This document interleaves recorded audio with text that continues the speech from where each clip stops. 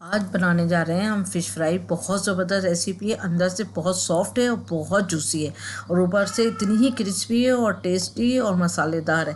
तो ये बहुत ज़बरदस्त रेसिपी है, ज़रूर ट्राई करें। आजकल सीज़न भी है फ़िश का, इसके साथ स्पेशल जो है वो चटनी भी है, तो ज़रूर बनाइएगा। आते हैं रेसिपी की तरफ। 2 टेबल स्पून हमने लहसुन अदरक का पेस्ट लिया, 4 टेबल स्पून हमने इसमें पल्प लिया है इमली का, और फिर इसके साथ ही इसमें हमने हाफ़ टी स्पून नमक डाला। आगे भी नमक जाएगा, इसलिए यहाँ पर सिर्फ हाफ़ टी स्पून जाएगा। हरी मिर्चें लिए 2 अदद, उसका पेस्ट बना लिया।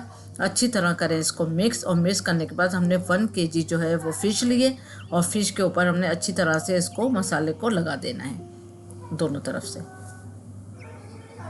और ये मैंने वाइट वाली फ़िश ली है, आप चाहें तो किसी भी फ़िश में ये वाली रेसिपी ट्राई कर सकते हैं। ये उतनी ही मज़ेदार, उतनी ही लजीज बनेगी।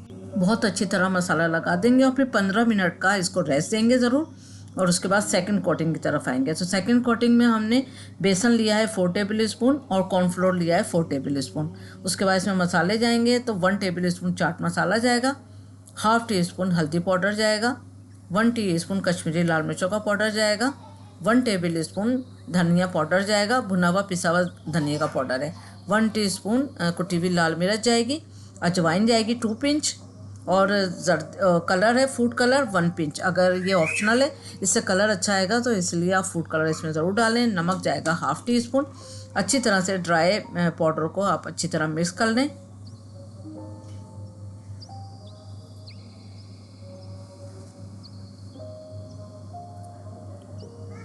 बहुत अच्छी तरह मिक्स कर लें ताकि हर चीज़ एक दूसरे में पूरा हमेशा अच्छे से मिक्स हो जाए,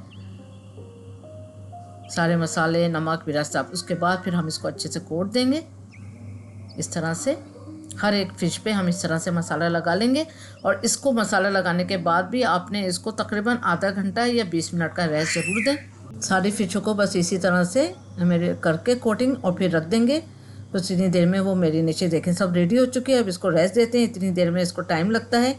यहाँ पर हम चटनी रेडी कर लेते हैं। तो यहाँ पर मैंने हरा धनिया लिया 1 कप, और लहसुन लिया है 2 क्लोव्स, 2 जवे, और हरी मिर्चें 2 ली हैं मोटी वाली, और 3 टेबल स्पून मैंने इमली का पल्प लिया है।